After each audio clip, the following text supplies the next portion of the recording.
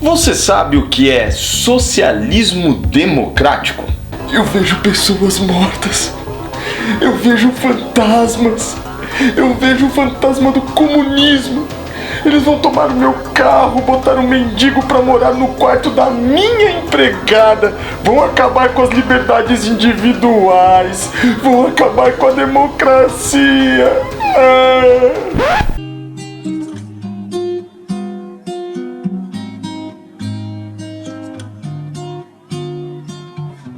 Esse é o canal Pé de Limão e nós estamos ficando especialistas em fazer limonadas de limões muito azedos. E hoje o programa é sobre Salvador Allende, o presidente do Chile que sofreu um golpe em 1973. Falaremos sobre como nós, latino-americanos, buscamos um tipo novo de socialismo. ¡Viva Latinoamérica Unida! Um socialismo que junta a democracia enquanto regime político e o socialismo como modelo econômico. Alguns vão dizer que isso é invenção da social-democracia na Europa, que os alemães e os suecos que inventaram o conceito. Uma galera da esquerda vai dizer que a social-democracia traiu a esquerda, ou que isso aí é coisa de norte-americano. Olha, pode até ser que os europeus fizeram tudo isso. É verdade que há um movimento democrático socialista nos Estados Unidos, mas é aqui na América Latina que um socialista realmente tentou fazer uma revolução a partir do voto. No Chile, em 1970, Allende se elegeu para mudar, tentou implantar o que foi chamado de Via Chilena. Após a eleição, as prioridades do governo socialista eram chamadas de Los Cambios e eram 4. 1. A recuperação das riquezas minerais básicas, basicamente as minas de cobre. 2. A nacionalização dos bancos. 3. Reforma agrária profunda. E 4. A socialização das principais empresas de produção e distribuição chilenas. Como é normal, Allende não tinha maioria no parlamento. Tinha que lidar com um poder judiciário conservador e enfrentava uma oposição raivosa na sociedade. Mas conseguiu aprovar a nacionalização das empresas estrangeiras do setor de cobre, a medida que era altamente popular entre os trabalhadores chilenos. E nesse ponto também teve o apoio de setores de centro-esquerda, os democratas cristãos. A exploração das riquezas chilenas eram tão mal vistas nessa época e as condições de trabalho tão precárias nessas mineradoras que nem a direita tinha coragem de bater de frente com essa nacionalização. Só para a gente ter uma ideia, essa foi uma das poucas medidas mantidas pela ditadura de Pinochet, que veio depois do golpe contra Allende. Em 1º de janeiro de 72, Allende nacionaliza as minas de carvão e logo depois nacionaliza também os bancos. O governo socialista realizou a reforma agrária, aplicando uma lei antiga de 1967. Desapropriou terras sem indenizações para os grandes latifundiários. Grande parte das terras foram repassadas para os trabalhadores rurais, que nelas trabalhavam antes. Eu tinha uma ranchita que se me caía, e graças a meu presidente, tenho uma linda casa, não tenho grandes comodidades, mas não me faltava o pão.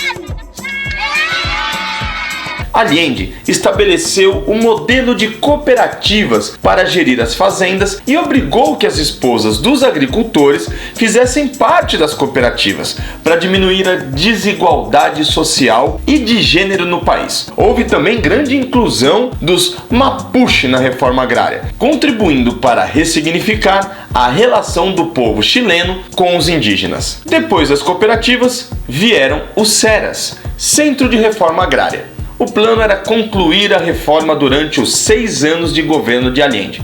Mas a coisa deu tão certo e a pressão dos movimentos foi tão grande que em 1972, 70% das expropriações já tinham sido realizadas. No setor industrial, foi criada a Área de Propriedade Social e Mista, a APS. Todas as empresas nacionalizadas contavam com a administração de trabalhadores, além de fiscais públicos que garantiam que não houvesse corrupção. Após um ano de governo, 70 empresas foram estatizadas, todas elas de grande porte com capital financeiro acima de $1 milhão. Nenhuma pequena empresa familiar foi estatizada. Isso é importante você saber. Allende fez tudo dentro das leis da época, mas a direita afirmava que suas atitudes eram ilegais. Comunistas asquerosos tienen que salir todos de Chile. Isso te faz lembrar algum momento de um país da América Latina também?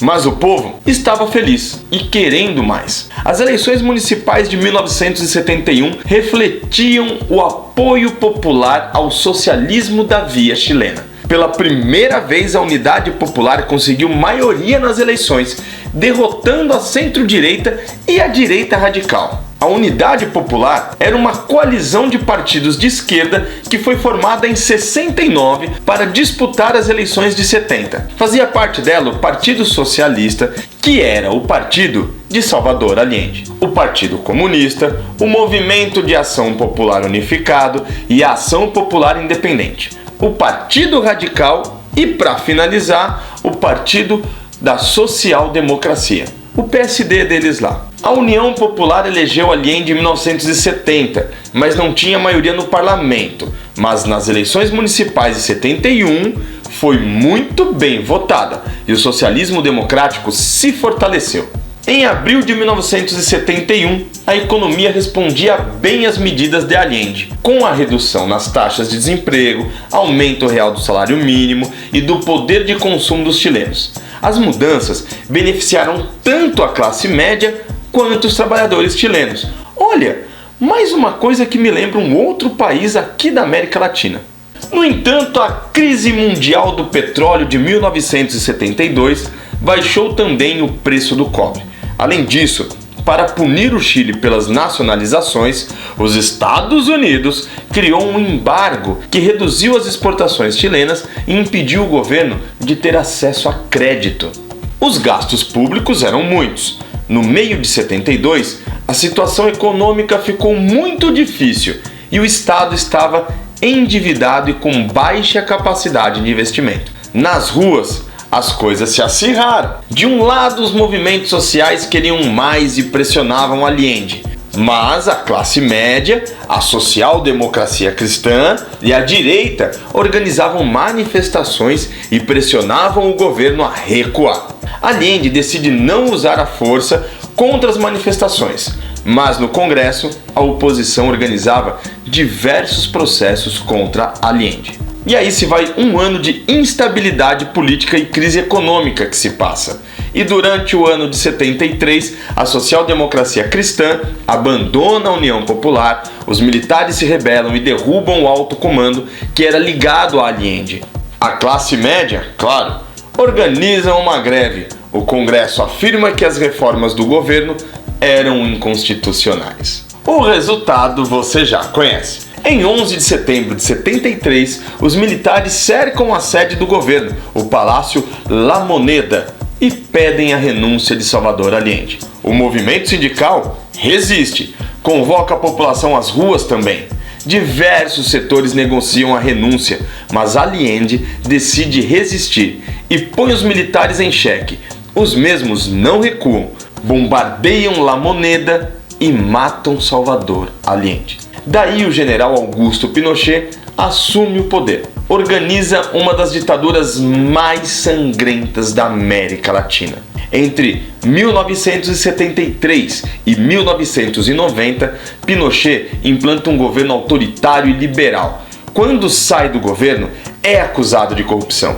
Foi condenado por desviar mais de 17 milhões de dólares junto com outros militares. Pinochet encerrou a experiência do socialismo democrático com uma ditadura cheia de corrupção e desigualdade social. Mas ainda bem que a galera por lá tá esperta e desta vez na luta. Estamos com todos vocês aí no Chile, Força América Latina. Esse foi mais um vídeo do canal Pé de Limão. Se gostou, já sabe. Dá aquela força, curte, comenta e compartilha. Somos um coletivo que produz de forma colaborativa e sem remuneração esses vídeos que querem encher as redes sociais de bom conteúdo para você usar como argumento. Vamos junto com a gente? Dá uma força aí, isso ajuda muito. Até o próximo vídeo.